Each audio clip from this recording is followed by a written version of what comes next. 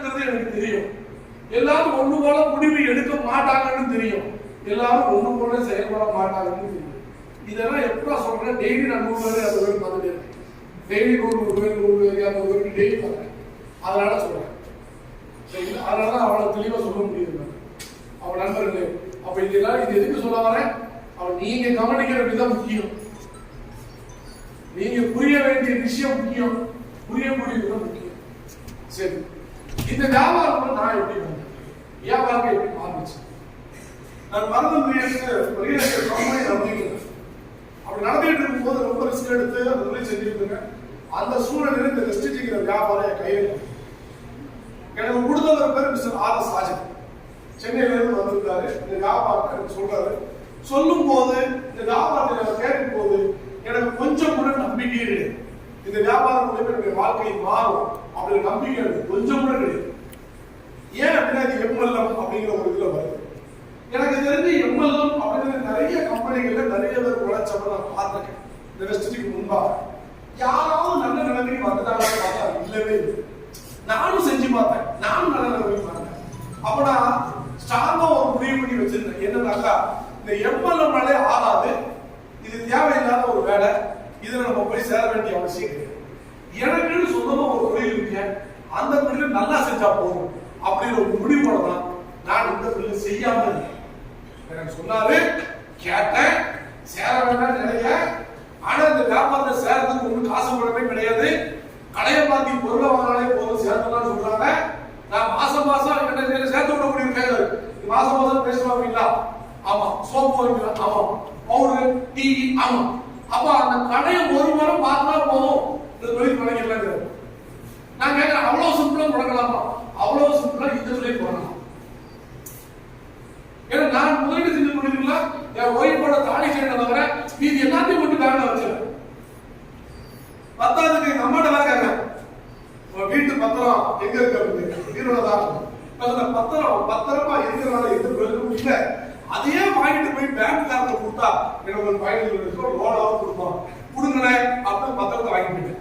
அப்ப எங்க அம்மா கூட ஒரு டைலாக் சொல்றாங்க, அது நீ சம்பாதிச்சு வாங்குற பத்திரமா இருந்தா பரவாயில்லப்பா, இது என் வீட்டுக்காரர் சம்பாதிச்சதை கேட்கறியப்பா. நான் போய் அம்மாவோட மறுபடியும் சொல்றேன், நான் ஒன்றும் சூதாட கேட்கிறேன், தண்ணி அடிக்க கேட்கிறேன், ரேஷன் எழுதி கேட்கிறேன், தொழில் பணம் கேட்கிறேன், ஒண்ணு கெட்டு போகல நாங்க அப்பதான் வாங்கினேன். அப்பவும் பத்தல, சொந்தக்கார ஃப்ரெண்ட்ஸ் லிஸ்ட் போட்டு கடை வாங்குறேன், அப்பவும் பத்தல, வெளியில வட்டிக்கு வந்தேன். இப்படிதான் ஒரு தொழிலை நான் தொடங்குறேன். என்ன கூப்பிட்டு பேஸ்ட்ரி ஷாப்பிங் வாங்கினாலே போதும் தொழில் தொடங்கிடலாம்னா எப்படி இருக்கும்? எவ்வளவு சிம்பிளா. ஆனா இவ்வளவுதானா? ஆனா இவ்வளவுதான். நீங்க நினைச்சுக்கிறாங்க நான் மட்டும் தான் தொழில் செய்யும் போது இப்படி இறங்குறது. உங்க ஊர்ல யார் தொழில் செஞ்சு மேல் நிலைக்கு வந்தாங்களோ அவங்க பெரும்பாலான ஆளுங்க 199 பேர் என் நிலைமை தான் இருக்கும். அவ்வளவு தூரம் பணத்தை போட்டு ரிஸ்க் எடுத்து பல்ட்டி ஈட்டி குட்டிக்காரங்க அடிச்சுன்னா தொழிலை தொடங்கி இருப்பாங்க. அப்படிதான் நான் கடையை மாத்தி பொருளை வாங்கினா தொழில் தொடங்கலாம்னா கேட்கறதுக்கு எப்படி இருக்கு?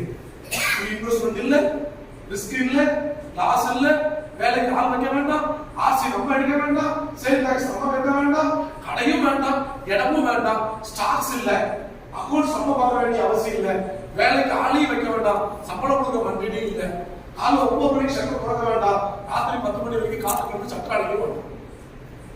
இப்படி எதுவுமே இல்லாம ஒரு தொழில் செய்யலாம் முன்னேறலாம்னா எவ்வளவு சூப்பரா இருக்கு அப்படின்னு சொன்னது புரியல.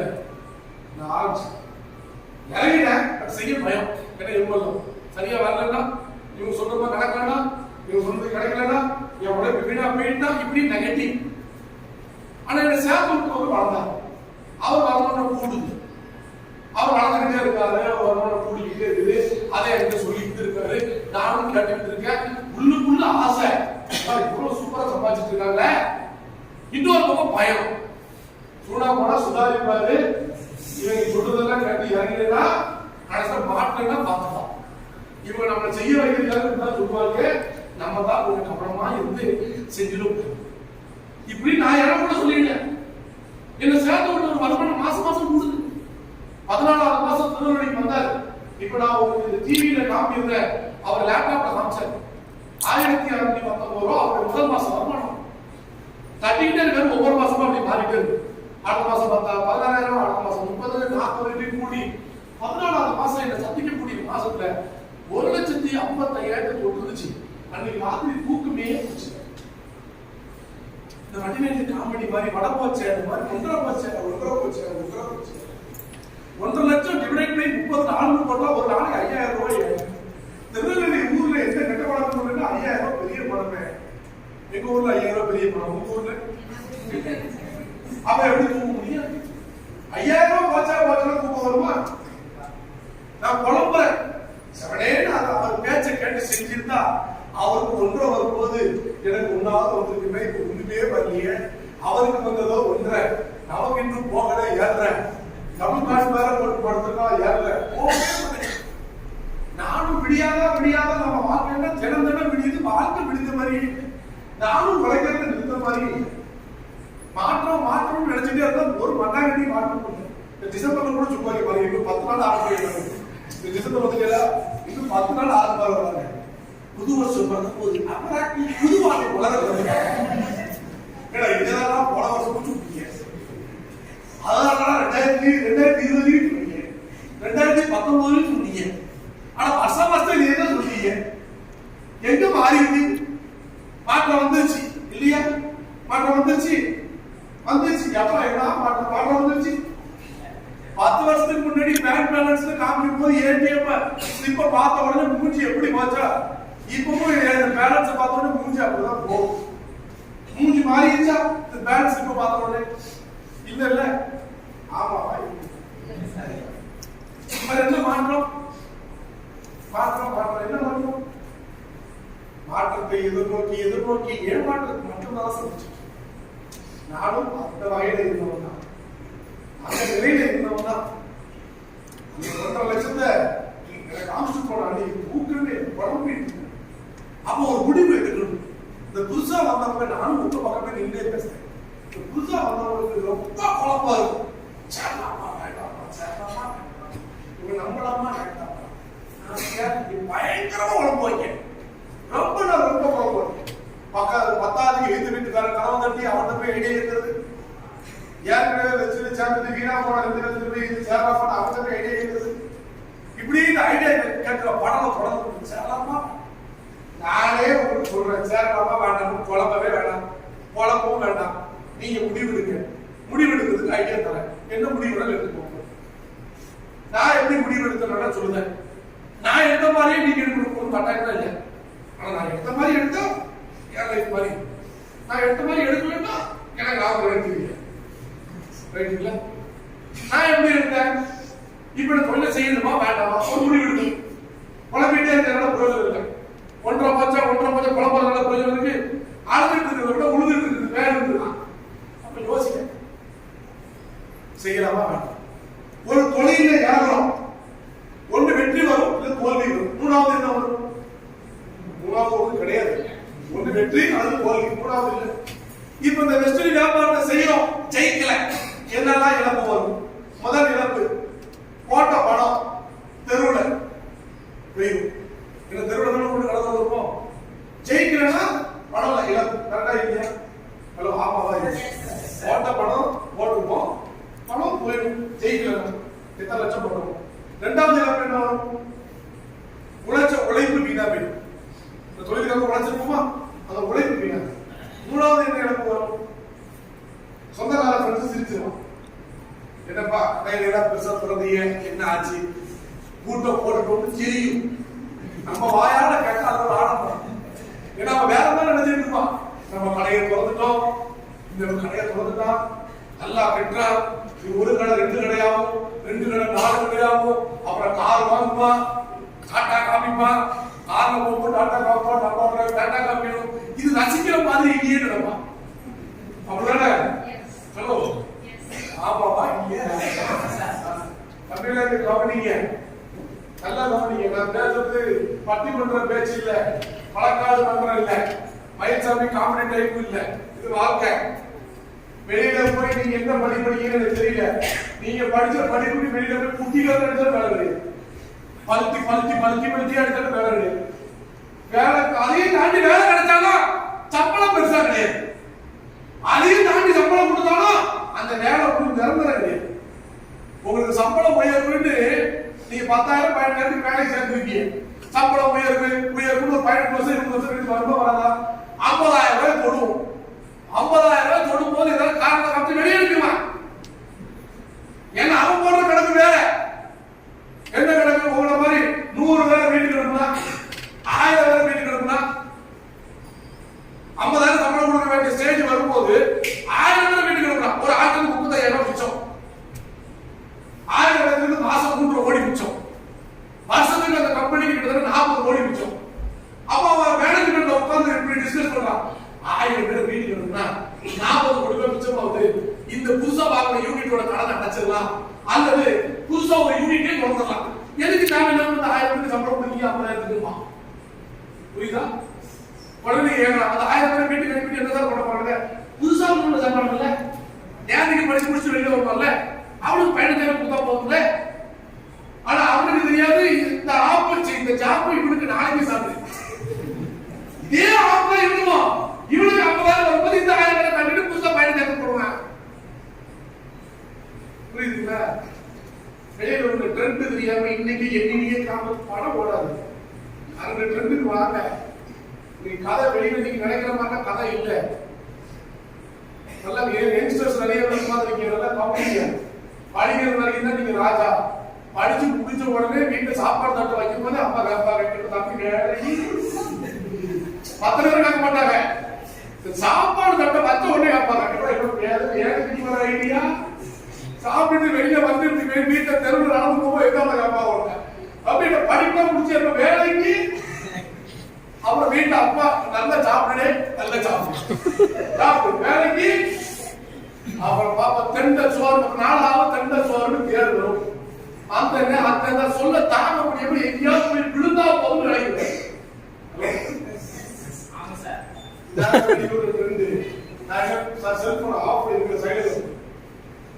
பேசிட்டு இருக்கிறது உங்க வாழ்க்கை நீங்க நினைக்கிற வாழ்க்கை வேற வாழ்க்கை. நல்லா கவனிங்க. நான் பேசிட்டு இருக்கிறது உங்களுக்காக பேசிட்டு இருக்கிறேன், எனக்காக இல்லை. நான் பேசுற செய்திகளும் உங்களுக்காக உங்களுக்கு பயம் கவனிக்கும். ஒருத்தர் ரிங்கு வரும், 100 பேர் தொந்தரவு வரும். அதனால நீங்க கட் பண்ணுங்க. சரியா? அதனால இன்னைக்கு வெளியில ட்ரெண்ட் இதுதான். நண்பர்களே, ஒரு வியாபாரத்துல ஜெயிக்கலன்னு சொன்னா 3 இழப்பு தான் வரும். நான் முடிவெடுக்கும் போது எப்படி முடிவெடுத்தேன்? ஜெயிக்கல அப்புறம் 3 இழப்பு. முதல் இழப்பு என்ன வரும்? பணம் போயிடும், இல்லாத உழைப்பு போயிடும், 3வது எமோஷனல் லாஸ். சொந்தக்காரன் சிரிக்கிற மாதிரி. இந்த பெஸ்ட் தொழில் செய்ய ஜெயிக்கிறதா 3 இழப்பு வருமா? ஃபர்ஸ்ட் இழப்பு பணத்துல வருமா? இல்ல. ஏன்னா நீங்க தான் காசை கொடுக்க போறீங்க. அப்ப எப்படி இழப்பு வரும்?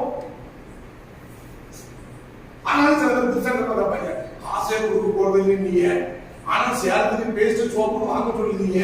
அப்ப எப்படி? அப்புறம் திரும்ப அதே ஆளுகிட்ட கேட்பாங்க, பல்லு கலைக்கிற பழக்கமா இல்லை, குளிக்கிற பழக்கமா இல்லையா, குளி துவைக்கிற பழக்கம், சமைச்சு சோறு குஞ்சி சாப்பிட்ற பழக்கமா கிடையாதா? சித்தரா சுவாசத்திலே வாழ்றதுக்கு இல்ல. அப்ப அதுக்கு மட்டும் பொருள் அண்ணாச்சி கடையில காசு கொடுத்து வாங்குறீங்களா? ஓசியா வாங்குறீங்களா? காசு கொடுத்து வாங்குறீங்க. ஆனா அண்ணாச்சி கடையில 30 வருஷம் வாங்கணும். அண்ணாச்சி கடைக்கு நீங்க கஷ்டப்படுறதுல 5 கிலோ அரிசி போடும்போது 10 கிராம் கையில எக்ஸ்ட்ரா வந்துடாதீங்களா? டெஸ்ட் பண்ணுங்க. இங்க அப்படி இல்ல. ஒரு முறை அண்ணாச்சி கடையில வாங்குற பேஸ்ட்ரி ஷாப்பி மாத்திக்க வாங்கினா பெஸ்ட்ரி கம்பெனி சொன்னாங்க, எங்களோட பார்ட்னர் ஆயிட்டீங்க, எங்களோட தொழில் கூட்டாளி ஆயிட்டு பார்ட்னர் கேட்கலாம். இது புரியுதா உங்களுக்கு? அங்க சொல்லுவாங்களா, இங்க சொல்றாங்கல்ல, அப்ப நம்ம பார்ட்னர். அப்போ தொழிலை தொடங்குறதுக்கு பேசி ஷாப்பி கடையை மாத்தி வாங்கின தொழில் தொடங்கினோம். அப்ப 10 பைசா லாஸ் இல்ல, உழைப்புல லாஸ் இல்ல. ஏன்னா உங்க உழைப்பு ஒவ்வொரு மாசமும் சேர்ந்துட்டே தான் இருக்கும். உழைப்பு ஒரு நாள் சீரோ ஆகாது. உழைப்புல லாஸ் இல்ல, கெட்ட பேர் வாங்க போறது இல்ல. இல்ல யாருடைய காசும் யாரு வெளியே நிக்க, யாரு காசுக்கும் நீங்க பொறுப்பு இல்லை. உங்களால 10 ரூபாய் நஷ்டப்பட்டு போனேன்னு சொல்லிட்டு யாரும் உங்களை விரல கட்டி சொல்றதுக்கு வழியே இல்லை. ஒரு பை கூட சொல்ல போறது இல்லை, யாரையும் ஏமாற்ற போறது இல்லை, ஏமாற போறது இல்லை. அப்ப எமோஷனல் லாஸ்க்கு வழியே இல்லை. அப்போ இழக்கிறதுக்கு எதுவுமே இல்லை, இழக்கிறதுக்கு வாழ்க்கையில எதுவுமே இல்லை. கிடைக்கிறதுக்கு வாழ்க்கையில என்னெல்லாம் இருக்குன்னு யோசிச்சேன். கிடைக்கிறதுக்கு என்ன வேணும்? ஒரு 10 பேங்க் அக்கௌண்ட் சூப்பரா இருக்கும். ஒவ்வொரு அக்கௌண்ட்லயும் எந்த கார்டை போட்டாலும் செழிப்பா பணம் வரணும், நல்லா இருக்கும். சொல்லும்போதே நல்ல செய்தி. நீங்க 10 பேக்கா ஒத்த பேக்கா பேலன்ஸ் சொல்றது சம்பாதிச்சா மாறுறது 10 பேக்கா. நீங்க நினைச்ச பைக் நீங்க நினைச்ச கார் உங்க வீட்டுல நீங்க நினைச்ச மாதிரி கடன் வீட்டுல வரலாம். பேரு புகழ் வெளிநாட்டு சுற்றுலாக்கள் இப்படி லட்ச லட்சமா பணம் கோடீஸ்வர வாழ்க்கை. அப்ப ஒரு மனிதனுக்கு இழக்கிறதுக்கு எதுவும் இல்லை, வாழ்க்கையில கிடைக்கிறதுக்கு என்னெல்லாம் வேணுமோ அது எல்லாமே இங்க இருக்கு. அப்போ நான் ஏன் இந்த பிசினஸ் செய்யக்கூடாது அப்படின்னு முடிவு பண்ணேன், செய்ய ஆரம்பிச்சேன்.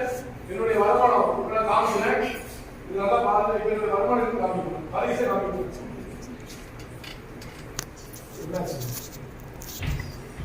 சரியோ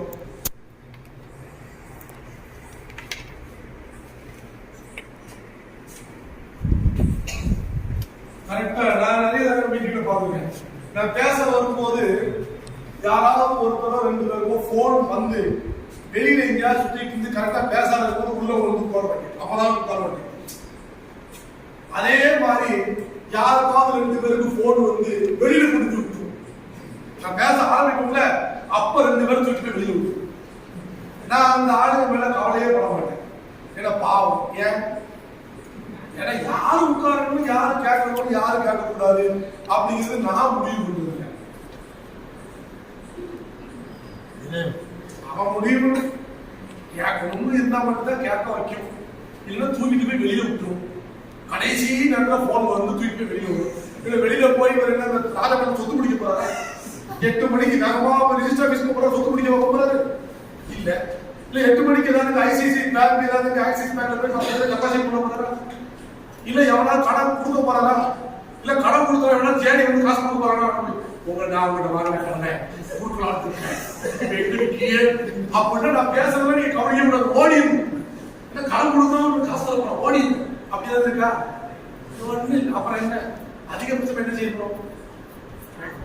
நேற்றுக்கு என்ன பண்ணிட்டு இருந்தோம், 8 மணிக்கு மேலே சாப்பிட்டு அதை யூஸ் பண்ண போறோம். அப்ப ஒரே ஒரு நாள் நான் 8:30 மணிக்கு இந்த மீட்டிங் ஷார்ப்பா முடிச்சுட்டேன். 20 நிமிஷம் தான் வேகமா கவனிக்கணும். என்னுடைய ஃபர்ஸ்ட் மந்த் இன்கம் 2200 ரூபாய். ஒரு 2 மணி நேரம் தொழிலுக்கு கொடுத்ததுக்காக கிடைச்சது. சாயந்தரம் வரைக்கும் முதலீடு செய்ய தொழிலுக்கு டைம், சாயந்தரத்துக்கு மேல முதலீடு செய்யற அந்த தொழிலுக்கு எப்படி இருக்கும் டைம் கொடுத்தேன். கோடி ரூபாய் போட்டா சீரியஸா செய்வீங்களா விளையாட்டா செய்வீங்களா? அதெல்லாம் செஞ்சேன். நிறைய பேருக்கு இந்த தொழில் சீரியஸாவே செய்ய மாட்டாங்க. படிச்சவ பாட்டை கட்ட மாதிரி எழுதுறவங்க டேட்டா கட்ட மாதிரி ரிசர்ச் செய்வாங்க. ஏன் கேட்டா காசு கொடுக்கல, காசு கொடுக்கல, கொடுத்த காசுக்கு பிளேஸ் ஓப் வந்துருச்சு. இதுமாதிரி காசு வந்தாங்க பரவாயில்ல இதெல்லாம் இங்க விளங்கிடவே முடியாது. அப்ப 1 கோடி ரூபாய் முதலீடு செஞ்சா ஒரு என்ன சீரியஸ் வருமோ அந்த மாதிரி என் மனசுக்குள்ள வச்சுக்கிட்டு நான் செஞ்சேன். கொடுக்கல அவ்வளவு காசு மனசுல நினைச்சேன். அப்படி நினைச்சிட்டு செஞ்சேன். முதல் மாசம் 2020, அடுத்த மாசமே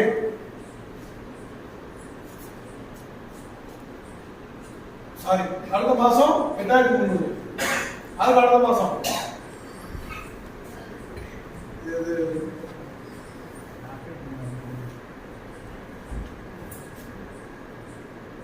அடுத்த மாசம் இப்படி மாசம் கூட்டிட்டு இருக்கு. ஒவ்வொரு மாசமா கூட்டிட்டு இருக்கு. முதல் வருஷம் முடியும் போது பாத்தீங்கன்னா இந்த மாதிரி ஃபர்ஸ்ட் இயர் கம்ப்ளீட் ஆகும் போது 2,78,500 12 மாசம் வருமானம் ஆச்சு.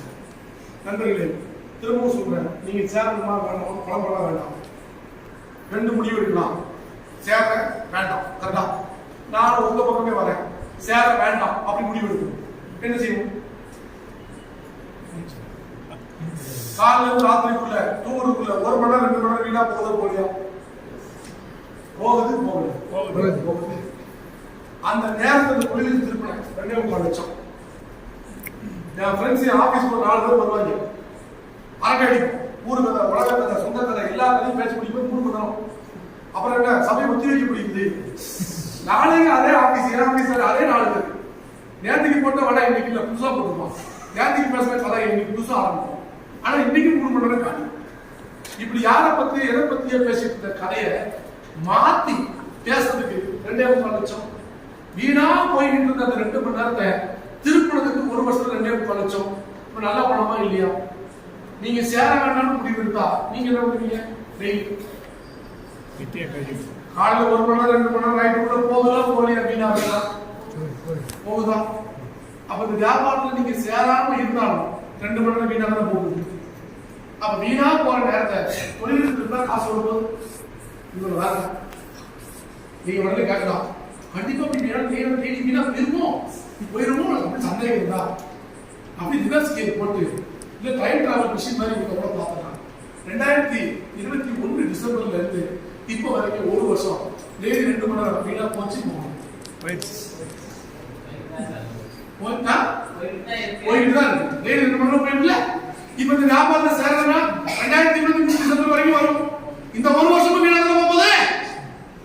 அது வீணா போற நேரம் திரும்ப காசு வர போதில்ல, பேப்பர்ல வந்த காசு கருகி போதா, கசக்கு போதா, உப்பு இந்த காசு கருகி போதா, நீங்க இல்ல அப்புறம் என்ன சேர வேண்டாம் முடிவு பண்ணி அந்த காசு வரப்போதில்லை, வேணும் முடிவு பண்ணி அந்த காசு வர வாய்ப்பு இருக்கு. ஆமா வாய்ப்பு. இதை கண்டுபிடிக்க சிபிஐ ஆபீசர் எல்லாம் வராங்க. சிம்பிள். வீணா பேசுற கதைய மாத்தி பேசுங்க, பணம் வரும். ரைட். அடுத்த மாசம் அடுத்த வருஷம் இப்ப நான் மாசம் காமிச்சா லேட் ஆயிடும். மொத்தமா காமிக்கிறேன். அடுத்த 2வது வருஷம் வரணும்னா 10 லட்சம் 10,23,000 டைம் ஆயிடும். அதனால நான் 10 லட்சத்தை மட்டும் சொல்றேன். 10 லட்சம். அடுத்த வருமானம் 3வது வருஷம் 26 லட்சம். அது அடுத்த வருஷம் 4வது வருஷம் 37 லட்சம். 5வது வருஷம் 40 லட்சம். 6வது வருஷம் 45 லட்சம். 7வது வருஷம் 65 லட்சம். 8வது வருஷம் 64 லட்சம். 9வது வருஷம் 71 லட்சம். 10வது வருஷம் 2020வது வருஷம் நிறைய பேருக்கு வேலை போச்சா, வேலை பார்த்தவங்களுக்கு சம்பளம் பாதியாச்சா, தொழிலதிபர்கள் நிறைய பேர் கடனாளி ஆனாங்களா, ஏற்கனவே கடனில் இருந்தாங்க, இன்னும் கொஞ்சம் வாங்க. அந்த வருஷம் எனக்கு வந்த பணம் எவ்வளவு இருக்கு பாத்தீங்களா? 10 லட்சத்தி 7 லட்சத்தி 1 கோடியே 7,13,337 ரூபாய். யோசிக்க சேரலாமா வேணாமா அப்படி யோசிக்கிறது சேர்க்கலாமா? அதுல 2020 வந்த வருமானம் 1 கோடியே 7 லட்சம். என் வாழ்க்கையில் முதல் முறையாக 1 கோடி ரூபாயை தொட்ட வருஷம். இந்த பணம் சின்ன பணமா பெரிய பணமாங்க? பெரிய பணமா, ரொம்ப பெரிய பணமாங்க. ரொம்ப பெரிய பணமா இல்லையான்னு உங்களுக்கு புரியணும்னா இந்த ஜில்லாவிலேயே வருஷம் 1 கோடி ரூபாய் சம்பாதிக்கிற ஆளுங்க எத்தனை பேருக்கு பார்த்தா இது சின்ன பணமா பெரிய பணமான்னு புரிஞ்சுக்கும், தெரிஞ்சு. அடுத்தது 1 கோடி மட்டும் இல்ல, லைஃப் எப்படி மாறுச்சு. இந்த வியாபாரத்தை நான் உங்களை மாதிரி உட்காந்து கேட்கும்போது ஒரு மீட்டிங்ல போயிருந்தேன்.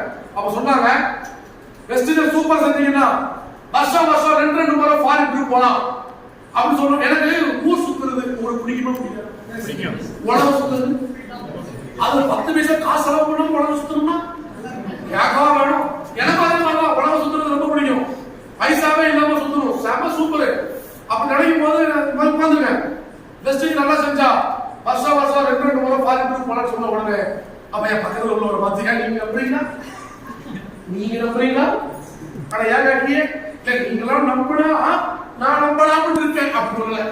அவனே நீ நம்பப்பா, நான் நம்புறேன், எனக்கு வேணும். அப்படிதான் நான் முடிவு செஞ்சேன். அடுத்த foreign trip, first foreign trip Malaysia.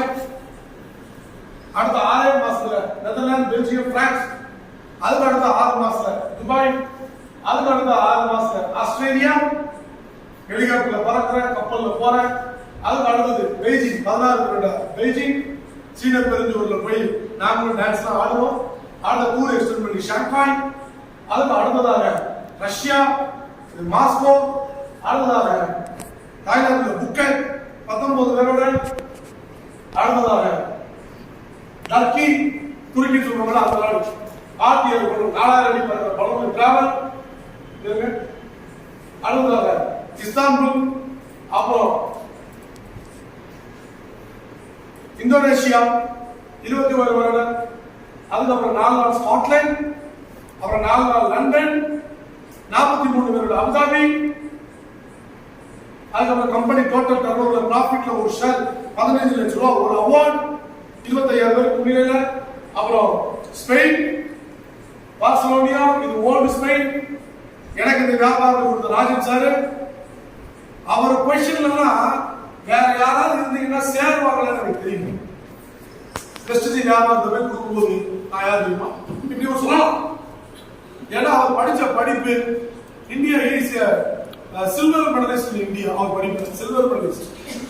அவர் வேலை பார்த்தது பிஹெச்டி 1,50,000 மாத சம்பளம். சென்ட்ரல் கவர்மெண்ட் ஜாப் 1.5 லட்சம் ரூபாய் மாத சம்பளம் வாங்கிட்டு இருக்கும் போதுதான் இந்த வெஸ்டர்ன் வியாபாரத்தை கையிலேயே இருக்கு.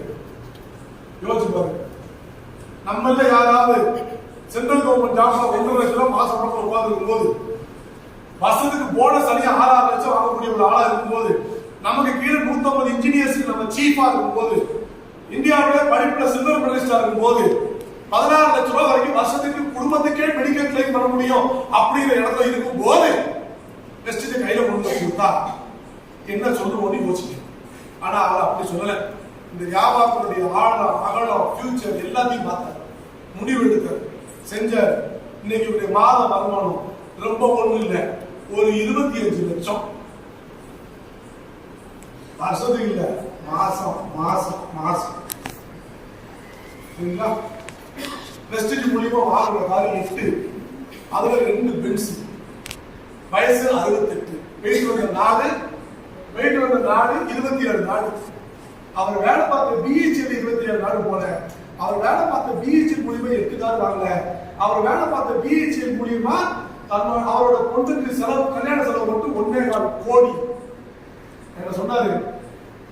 பிஹெச்எல் எம்ப்ளாயா இருந்தா 1.25 கோடி செலவு பண்ணி கல்யாணம் பண்ண முடியாது, வெஸ்டேஜ் லீடர் ஆனதால பண்ணப்பா.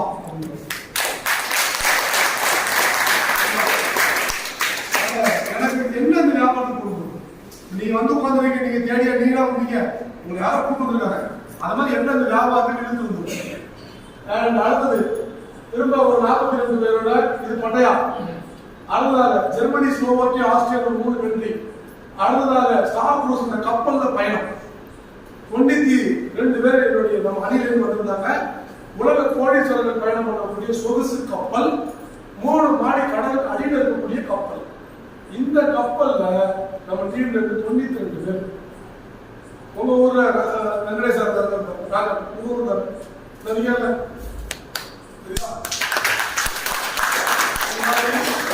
இப்படி 92 பேர் வந்திருந்தாங்க. நான் வந்து என்னுடைய மனைவி,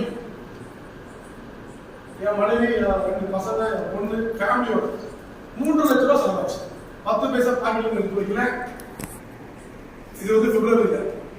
மார்ச் ஏப்ரல் இந்தியாவில் இருந்தேன், மே தாய்லாந்து போனேன், ஜூன் ஜூலை இந்தியாவில் இருந்தேன், ஆகஸ்ட் சவுத் ஆப்பிரிக்கா போனேன். திரும்பவும் நான் ஒரு விஷயம் கேட்கிறேன். இது இந்த டிஸ்ட்ரிக்ட் வந்து விருதுநகர் தானே?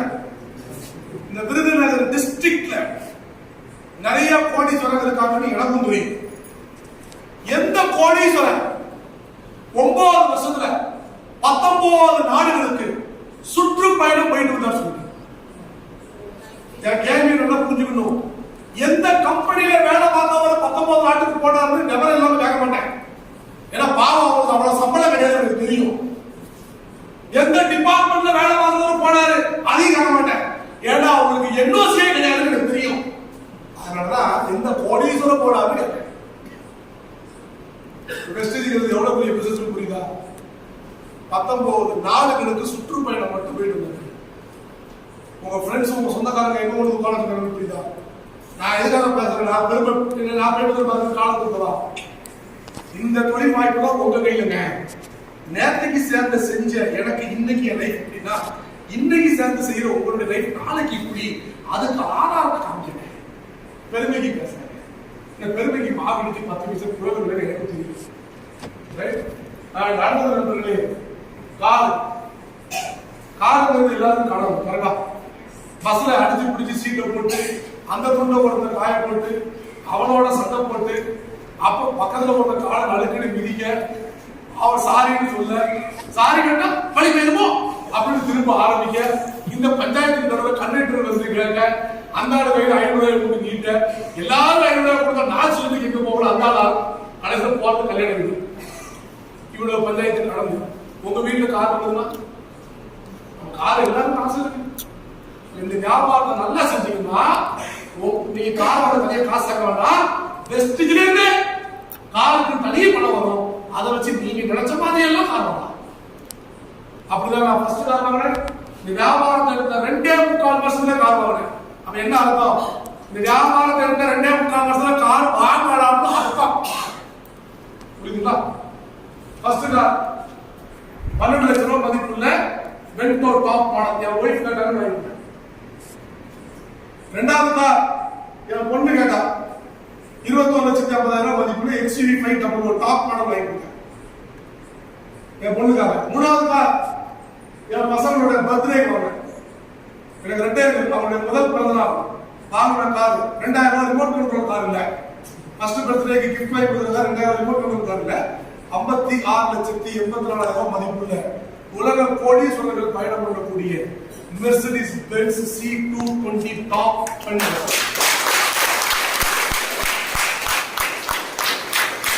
வியாபாரத்தை இந்த 7 வருஷத்துல 3 கார். அப்போ வெஸ்டர்ன் வியாபாரத்தை நல்லா செஞ்சா 7 வருஷத்துல 3 கார் வாங்கலாம், பென்ஸ் உட்பட. இல்லைங்களா? அடுத்தது சொத்துக்கள். சொத்துக்கள் நிறைய இருந்தா வாழ்க்கை பற்றின பயணம் போயிடும். சொத்துக்கள் நிறைய இருந்தா சொந்தக்கார ஃப்ரெண்ட்ஸுக்கு நம்ம மதிப்பு மரியாதை வேற மாதிரி மாறும். கரெக்டா? சொத்து வாங்குறதுக்கு தனியா காசு சேர்க்க வேண்டாம். இந்த வியாபாரம் நல்லா செஞ்சீங்கன்னா சொத்து வாங்குறதுக்கு பணம் வரும், அதை வச்சு வாங்கணும். ஃபர்ஸ்ட் ப்ராப்பர்ட்டி 45 லட்சத்துக்கு வாங்க, 6 ஏக்கர். செகண்ட் ப்ராப்பர்ட்டி வீடு கட்டுறதுக்காக 3 கிரவுண்ட் வாங்க, 67 லட்சம். இன்னைக்கு இதோட மதிப்பு கோடிக்கு மேல. மூணாவது ப்ராப்பர்ட்டி ட்ரிபிள் பெட்ரூம் ஃபிளாட், இன்னைக்கு இதோட வேல்யூ 45 லட்சம். எல்லாமே நான் வாங்கிருக்கும் போது உள்ள விலையை தான் போட்டுருக்கேன், ட்ரிபிள் பெட்ரூம் ஃபிளாட். அப்போ நீங்க கேட்கலாம், காரு வீடு டூரு கலெக்டர சந்துரு அதெல்லாம் பிடிக்கல, ஃபைனலா ஒரே ஒரு விஷயம் சொல்லி பிடிக்கிறேன். இதெல்லாம் தாண்டி இந்த ஹாலில் உட்கார்ந்து இருக்கிற அவ்வளவு பேருக்கு தான், இந்த ஹாலில் உட்கார்ந்து அவ்வளவு பேருக்கு நான் சொல்லக்கூடிய செய்தி ரொம்ப எளிமையானது ஆனால் வலிமையானது. அவ்வளவு பேரையும் பார்த்து கேட்கிறேன், உங்களுக்கு பணம் நிறைய வரணுமா குறைய வரணும்? நிறைய. ஏன் நிறைய வரணும்? நீங்க பேராசை பிடிச்சிட்டு கேட்கீங்க. அப்படியா? நிறைய பணம் வரணும்னு நம்ம சொந்தக்காரங்க போய் சொல்லுங்க, ஃப்ரெண்டு நிறைய பணம் வரணும், பேராசை பிடிச்சிட்டு அடையாத. அந்த மாதிரி ஆளுங்களை தான் சவகாசத்தை முதல்ல துக்கணும். துஷ்டனை கண்டா தூர விளக்குன்னு சொன்ன மாதிரி யாரெல்லாம் நல்லா சம்பாதிக்கணும்னு நினைக்கும் போது பேராசப்படாத அப்படின்னா அவனை அப்படி திருப்பி நிக்க வச்சு இப்படியே அல்லது கொடைக்கான சூசைட் பாயிண்ட் கொடுத்துருக்கு. ஏன்னா அந்த மாதிரி ஆளுங்கள் நிறைய பேர் விளக்காம போயிடுவாங்க. சரிங்களா நண்பர்களே? நமக்கு நிறைய பணம் வேணும்னா நம்ம ஒன்றும் பேராசை பிடிக்கல. ரெண்டாவது, உங்களுக்கு நிறைய பணம் வேணும், நீங்க தப்பிக்க முடியாது. ஏன் ஏன் ஏங்க விலைவாசி கூடுதா இல்லையா? கொஞ்சமா கூடுதா நல்லா கூடுதா? நல்லா கூடுது. சிலிண்டர் விலை 1000 ரூபாயா? அப்படி நெஞ்சில கையை வச்சுட்டு கையை கீழே இறக்குறதுக்குள்ள 1000 ரூபாய் என்னது 1000 ரூபாய் அப்படின்னு வாய் கூடுறதுக்குள்ள 1200 ரூபாய் தாண்டிச்சு. ஆமாவா இல்லையா? இது சென்ட்ரல். பெட்ரோல் விலை கூடிருச்சு, டீசல் விலை கூடிருச்சு. டீசல் விலை கூட்டணி தலைவர் என்ன பண்ண, அப்பாவோட நான் லாரி தான் வைக்கிறேன், பைக் தான் வச்சிருக்கேன். தெய்வமே, டீசல் விலை கூட்டா எல்லா விலையும் கூட போகுது. தெய்வமே, நீ கால போடுற செருப்புல இருந்து சமைக்கிற பருப்பு வரைக்கும் எல்லாம் லாரிகளா வருது, எல்லா விலையும் போடணும்னு அர்த்தம். புரியுதுங்களா? விலைவாசி கூடுது. சென்ட்ரல் அவங்களுடைய பங்குக்கு அவங்களால கூடுது, ஸ்டேட் அவங்க பங்குக்கு கலந்து பில்லு குறைஞ்சிருக்கா கூடியிருக்கா? சாக்கடிக்கிற அளவுக்கு கூடிருச்சு. Property tax 50% கூட்டிட்டாங்க. அதுல அவங்க எல்லாம் இவங்க குறை சொல்ல முடியாது, அவங்களுக்கு வேற வழி கிடையாது, கூட்டிதான் ஆகும். புரியுதுங்களா? இப்ப என்ன பண்றது? போராடுவோம் கொடி பிடிச்சிட்டு உட்காந்துருவோமா? என்ன பண்ண முடியுங்க? வருமானத்தை கூட்டுறது வந்து வேற வழி இல்லை. இன்னும் எந்த ஒரு எப்ப வளர்ப்பு யாருக்கும் தெரியல. ஆமாவா? அப்போ விலைவாசி கூடுது, ஏவம் கூடுது, சிக்கல் கூடுது, குழப்பம் கூடுது, பிரச்சனை கூடுது, வயசு கூட கூடுது. 10 வருஷத்துக்கு முன்னாடி கேட்ட வயசு இப்ப இல்ல, கூடிருச்சு. ஒன்னே ஒண்ணு மட்டும்தான் கூடப்பட்டீங்க. 10 வருஷம் முன்னாடி பேங்க் பேலன்ஸ் எப்படி காமிச்சதோ இப்பவும் அப்படியே தான் காமிச்சு. வருமானம் மட்டும் பெருசா கூடவே என்னங்க? அப்ப நிறைய பணம். ரெண்டாவது நிலையா வேணுமா? எப்படி நிலையா வேணும்? ஏன் நிலையா வேணும்? ஏன்னா எப்ப என்ன மாற்றம் வரும்னு தெரியல, எப்ப என்ன அனௌன்ஸ் பண்ண போறாங்கன்னு தெரியல. இந்த யாரெல்லாம் அவங்க வேலையை பெருமை பேசுறாங்களோ, யாரெல்லாம் அவங்க சேராம வெஸ்டிஜை செய்யாம இருந்தாங்களோ அவங்களுக்கு கொரோனா வந்து காட்டுன்னு காட்டிடுச்சு. லெஃப்ட் ரைட்டுன்னு காட்டுச்சு கொரோனா வந்து. ஏன்னா நிறைய பேர் இந்த மாதிரி மீட்டிங்ல உட்காந்துருப்பாங்க. நான் கொடுத்து 2019 18 உட்காந்துருப்பாங்க. நான் கொண்டு வரேன், மீட்டிங் முடியும், இந்த பைக்கை ஸ்டார்ட் பண்ணி புதுசா அவங்க சொல்லுவாரு, திருநெல்வேலியிலிருந்து வந்த ஆள் சொல்றதெல்லாம் சந்தாப்பா, அவருக்கு என்ன காரு வீடு டூரு நல்லா காமிச்சாரு, இல்லைங்கள எனக்கு செய்யறதுக்கு நேரம் இல்லை அப்படின்னு. இது என் காதல் விடும்போது எப்படி இருந்தா எல்லாம் சந்தாதாப்பா இருக்கு, எனக்கு நேரம் சரியில்லை, நல்லா இருந்தா சேர மாட்டேன்னா எனக்கு நேரம் போது சாப்பிட்டேன், நான் எப்படி சேர என்ன முடிச்சுட்டு அப்படின்னு. வேலை பார்க்க எனக்கு நேரம் இல்லை தெரியுமா. ஏன்னா என் கம்பெனி முதலாளி என்ன நம்பிதான் கம்பெனியே கொடுத்துருக்காங்க. அந்த கம்பெனியுடைய மொத்த ரூஃபை நான் தான் பிடிச்சிருக்கேன், கையால பிடிச்சி ஆகிட்டு இருக்கேன்.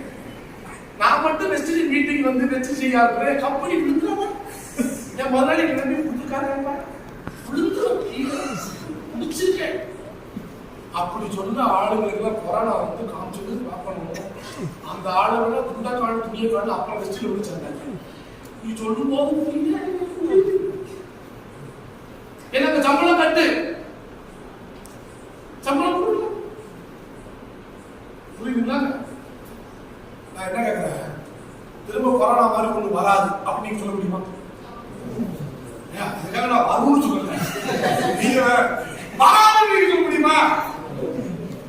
என்னைக்கு 5வது அளவு வரும்போது தெரியாது தெரியுமா? 5வது அளவு ஒன்று இருக்குன்னு சொல்லியிருக்காங்க, அதுவா தெரியுமா? சொன்னவர் ராஜபாளையம் பஸ் ஸ்டாண்ட் பக்கத்துல பச்சை தின்னு சொல்லிட்டு போனா நம்ம கவலைப்பட வேண்டாம். ஏதோ லூசு மாதிரி உலகிட்டு இருக்கா, நீங்களும் கடந்து போயிடலாம். சொல்றவங்க உலக கோடி சொந்தா இருக்காங்க, அதான் பிரச்சனை. சொல்றவங்க உலக தலைவர்களாக இருக்காங்க, அதான் பிரச்சனை. 5வது அலை அப்படின்னு ஒண்ணு வரும் அப்படிங்காங்க. அப்ப என்ன அர்த்தம்? என்னைக்கு எப்ப திருமணம் எப்ப மொட்டைமாடி கூட போறாங்க, எப்ப விளக்குப்படி அடிக்க போறாங்க சொல்ல போறான்னு தெரியல. மொட்டைமாடிக்கு வாங்க, விளக்க காமிக்க சொன்னாலும் சொல்லுவியா, செஞ்சப்ப செய்வியா, நம்மளும் செஞ்சோம். சோறு உங்க காசு நீங்க பார்த்து காத்து கேட்கறேன்.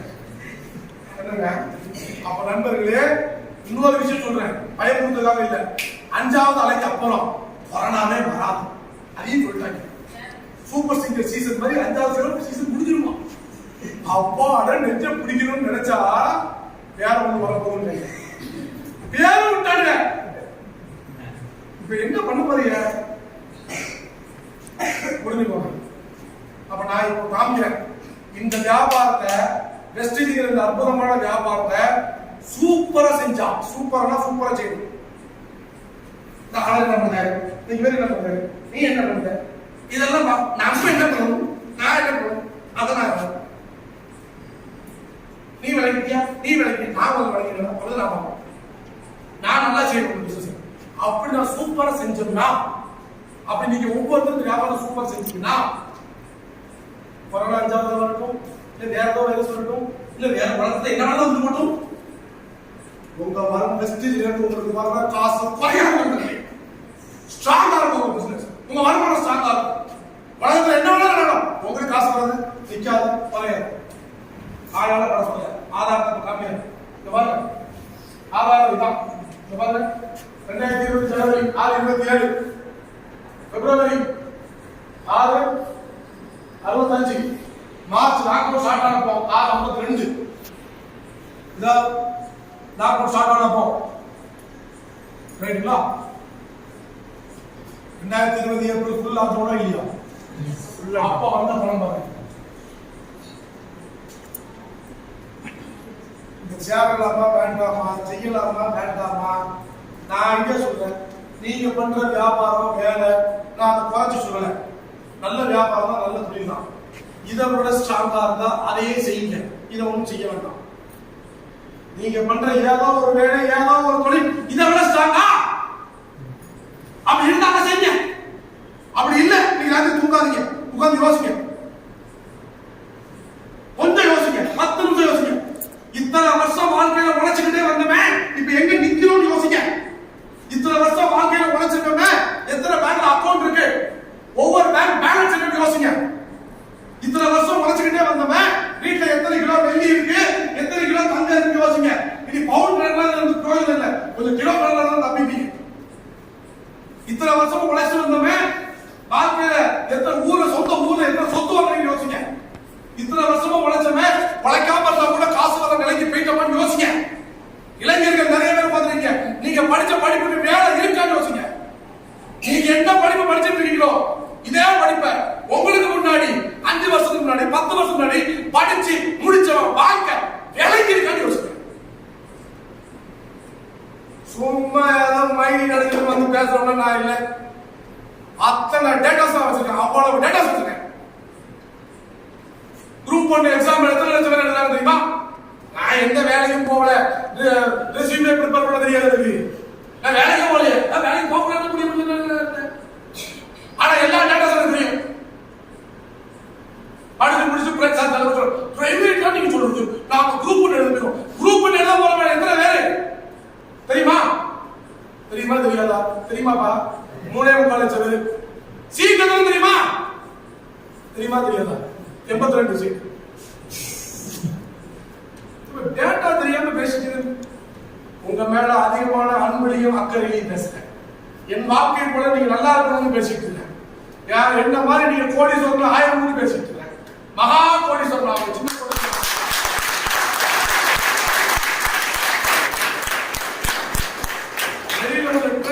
அத்தனை டேட்டாஸ் என் லேப்டாப்ல வச்சிருக்கேன். படிச்சா வேலை இல்ல, கிடைச்ச வேலை சம்பளம் பார்த்தல, இருக்கிற வேலை நிரந்தரம் இல்ல. 2001 பென்ஷன் ஸ்கீம் 2001 கட் பண்ணி தூக்கி கூட போட்டாச்சு.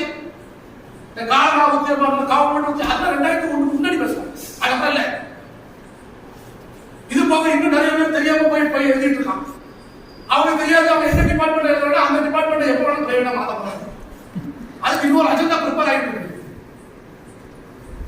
இன்னும் நிறைய பேர் இதுக்கு போயிட்டு இருக்காங்க. அது என்னது நீட் எழுதுறதுக்கு நீட் கோச்சிங் நீட்டா போயிட்டு இருக்காங்க. ஆனா அவங்களுக்கு தெரியல அடுத்த 10 வருஷம் கழிச்சு மெடிக்கல் ஃபீல்டுக்கு பெரிய வேல்யூ இருக்கு தெரியல. எழுதி வச்சுக்கோங்க. நெக்ஸ்ட் 10 வருஷம் கழிச்சு எம்பிபிஎஸ் முடிச்சு தேர்வுல எத்தனை பேர் அடையாளம் மட்டும் பாருங்க. இன்னைக்கு இன்ஜினியரிங் காலேஜுக்கு என்ன நிலைமையோ, இன்னைக்கு இன்ஜினியர்ஸ்க்கு என்ன நிலைமையோ, அடுத்த 10 வருஷத்துல எம்பிபி டாக்டருக்கு அதான் நிலைமை. தெரியுமா? இது நான் சொல்லல, மெடிக்கல் காலேஜ் டீனே சொன்னாரு. என்ன தம்பி எல்லா விஷயத்தையும் எப்படி சொல்லணும்னா, நம்ம டீம்ல இருக்கக்கூடிய ஸ்ட்ரென்த் வந்து 3.5 லட்சம் பேர். எல்லா வேலையில எல்லா தொழில உள்ளவங்களும் நம்மளோட அசோசியேட் கூட இருக்காங்க. அவங்க வேலையை அவங்க தொழிலை பத்தி கலகலையா சொல்றாங்க. அதனாலதான் எனக்கு இவ்வளவு தெரியும். நானும் சொல்ல முடியாது. 4 லட்சம் வீட்டுல உட்காந்து இத மாதிரி காசு உங்களுக்கு வரக்கூடிய வேலை கையில இருக்கா? நீங்க 30 நாள் வீட்டுல உட்காந்து பார்த்தா நானும் உட்காந்துருக்கேன். 4 லட்சம் வந்துச்சு. லாக்டவுன்ல தளர்த்தும் போது 5,000, இன்னும் தளர்த்தும் போது 1 மில்லியன். 1 மில்லியன்னா 10 லட்சம். 7 டிஜிட். ரேண்டம் இல்ல, ஒரு மந்த். இதான் என்னுடைய ஹையஸ்ட். என்னுடைய ஆவரேஜ் இன்கம் 8.5 லட்சம் to 10 லட்சம் எவ்ரி மந்த். சின்ன பணமா பெரிய பணமா? பெரிய பணம். 2021 ஜனவரி ஆரம்பிச்சு டிசம்பர் வரைக்கும் நான் ஆரம்பிச்சிருக்கேன். மொத்தமா கூட்டினா 1,11,85,440 ரூபாய். எப்படி இருந்தா இப்படி ஆகிட்டேன் பாக்கீங்களா? இப்படி இருந்தா வெஸ்டேஜுக்கு வர்றதுக்கு முன்னாடி என் கையில கார் உண்டு. வெஸ்டேஜுக்கு வர்றதுக்கு முன்பாவே எனக்கு சொந்த வீடு உண்டு. ஏன்னா வெஸ்டேஜுக்கு என்ன சோத்து மணியில வச்சுட்டு வச்சுக்கிட்டீங்க, அதெல்லாம் உண்டுங்க. வாழ்க்கை மாறல. சொந்த தொழில் உண்டு, கார் உண்டு, பைக் உண்டு, எல்லாம் உண்டு. அப்போ ஐசிஐசிஐல வச்சு அக்கௌண்ட் வச்சுருந்தோம். நான் வெஸ்டேஜுக்கு முன்னாடி 4 நாள் அப்பா அக்கௌண்ட் வச்சுருந்தோம். லைஃப் பெருசா மாறல. நான் நினைச்ச மாதிரி மாறல. நான் நினைச்ச மாதிரி கிடைக்கல. 7 வருஷம் லைஃப் எப்படி மாறி போகும் புரியுதுங்களா? 7ஆவது வருஷம். இந்த காரோட மதிப்பு சொல்லணுமா? இந்த காரோட மதிப்பு என்னன்னா, இந்த காரை சர்வீஸ் விட்டோம்னா என்ன பில்லு போடுவானோ அந்த பில்லோட மொத்த தொகை தான் இந்த காரோட மொத்த விலை. வண்டியில எந்த வேலையும் இல்லை. General service general checkup general service பண்ணா என்ன பில்லு வருமோ அந்த பில்லு தான் இந்த காரோட விலை. அப்போ ஒவ்வொரு முறையும் நான் சர்வீஸ் கொடுக்கும்போது ஒவ்வொரு வாரணியாக வாங்கிக்கலாம், அவ்வளவு பில்லு. அப்ப எப்படிப்பட்ட லைஃப் ஸ்டைல நான் குடும்பத்தை வச்சிருக்கேன், எந்த மாதிரி கார் வச்சிருக்கேன் புரியுதுங்களா? அதனால நண்பர்களே 8:35 ஆயிட்டு உங்களை யார் அழைச்சிட்டு வந்தாலும் அவங்க என்ன கேள்விகளோ கேளுங்க, தெளிவுபடுத்த. சேரணும்னு முடிவு பண்ணீங்கன்னா 2 விஷயம் செய்ய முடியும்னா மட்டும்தான் சேரணும். 2 விஷயத்துல ஒரே ஒரு விஷயம் செய்ய முடியாது அப்படின்னா கூட சேரக்கூடாது, தவிர்த்துடணும். 2 விஷயம் சொல்ல போறேன். இந்த 2 விஷயம் செஞ்சாதான் என்ன மாதிரி வெற்றி, என்ன மாதிரி பணம் வரும். என்ன மாதிரி வெற்றி வேணுமா, என்ன மாதிரி பணம் வரணுமா, இப்படி வரணும்னா 2 விஷயம் செய்யணும். நான் மட்டும் இந்த பணம் சம்பாதிக்கல, நம்ம டீம்ல ஆயிரக்கணக்கான சம்பாதிக்கிறேன். நம்ம டீம்ல காரணம் வந்துட்டு 84 பேர், ஃபாரின் டூர் வந்தவங்க எவ்வளவு 100 பேர். இந்த தாய்லாந்து டூர் அனௌன்ஸ் பண்ணப்ப கூட நம்ம டீம்ல இருந்து குவாலிஃபை பண்ணவங்க மட்டும் 271 பேர்.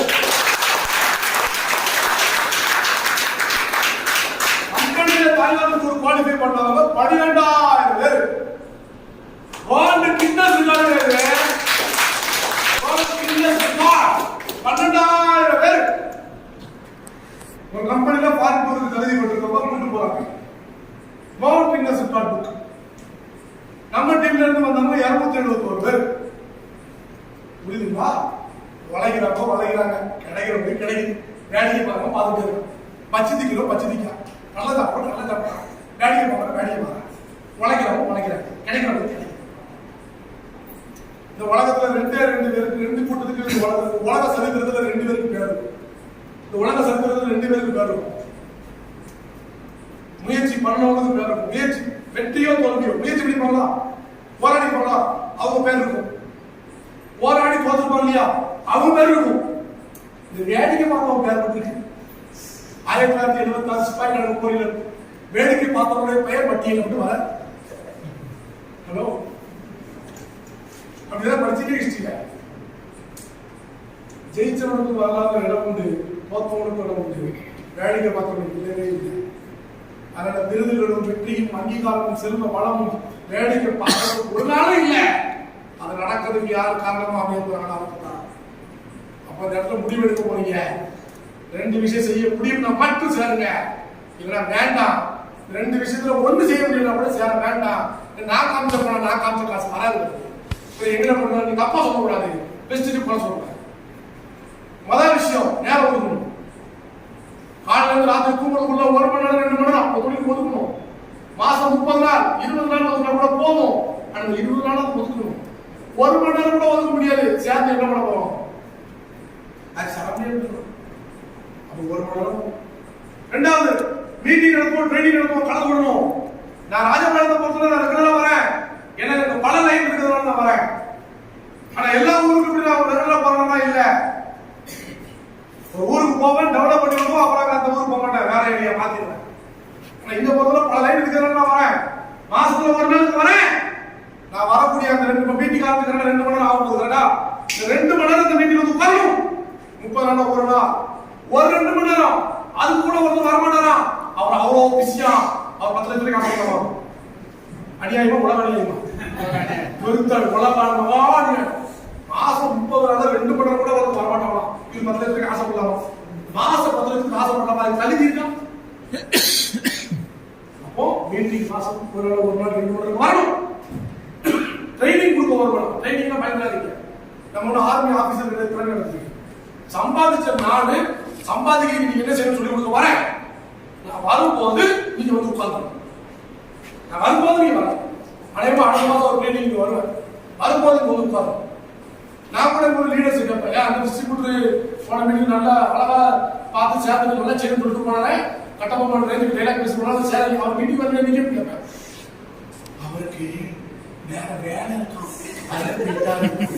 அப்ப நான் வந்து டிஸ்ட்ரிபியூட்டர், ஓ அப்படியா, அப்ப நான் தான் வேலை விட்டு அவருக்கு வேலை இருக்க போயிட்டாங்க. ட்ரைனிங் வராங்க. அப்ப எனக்கே வேலை விட்டு போகுதுங்க. ட்ரைனிங் வைக்கும் போது வந்து உட்காரணும். அப்ப என்ன சொல்லி கொடுப்பேன், நான் இத்தனை கோடி சம்பாதிச்சிருக்கேன், நான் சம்பாதித்துக்கு என்ன செஞ்சேன் அதை உங்களுக்கு சொல்லி கொடுத்தேன். நான் சொல்லி கொடுக்காம உங்களுக்கு தெரியுமா? தெரியாது. தெரியாம செய்ய முடியுமா? தெரியாம செய்யவே முடியாது. அப்புறம் எப்படி செய்ய முடியும்? செய்யவே முடியாது. அப்ப ஜெயிக்கிறாங்க. அப்போ மீட்டிங் ட்ரைனிங் தவறாம வரணும். ட்ரைனிங் மீட்டிங் மாசம் ஒரு நாள் நடத்துவோம். ட்ரைனிங் 3 மாசம் 4 மாசத்துக்கு ஒரு நாள் நடத்துவோம். நம்ம ஸ்கூல் வச்சு நடத்த டெய்லி நடத்துறது இப்போ வாரம் நடத்தும்போது வாங்க நேரம் ஒதுக்கணும். மீட்டிங் ட்ரைனிங் பண்ணணும். இது 2 செய்ய முடியுமா? நீங்கள் யாராக இருந்தாலும் எவராக இருந்தாலும் செய்ய முடியும். ஏன்னா ஜெயிக்கிறதுக்கு படிப்பு, திறமை, ஆண் பெண் பாகுபாடு, கிராமம் நகரம் வித்தியாசம் இல்லை. திறமை தடை இல்லை. ஏழை பணக்காரன் பாகுபாடு இல்லை. வயசு வித்தியாசம் தேவையில்லை. யார் வேணாலும் நீங்க ஜெயிக்கலாம். இந்த 2 விஷயம் நேரம் ஒதுக்கு மீட்டிங் ட்ரைனிங் பண்ணலாம். அதனால நண்பர்களே, இந்த என்னுடைய நிறைவு செய்யறேன். உங்களை அழைச்சிட்டு வந்தவங்களை கனெக்ட் பண்ணுங்க. இன்னைக்கு என்னால் நம்மளால நிற்க முடியாது. ஏன்னா நாளைக்கு ட்ரைனிங் வந்து எனக்கு லீடர்ஷிப் மீட்டிங் கொடுத்ததுனால சென்னை போகணும். ஸோ தட் நான் இம்மிடியட்டாக கிளம்பணும்.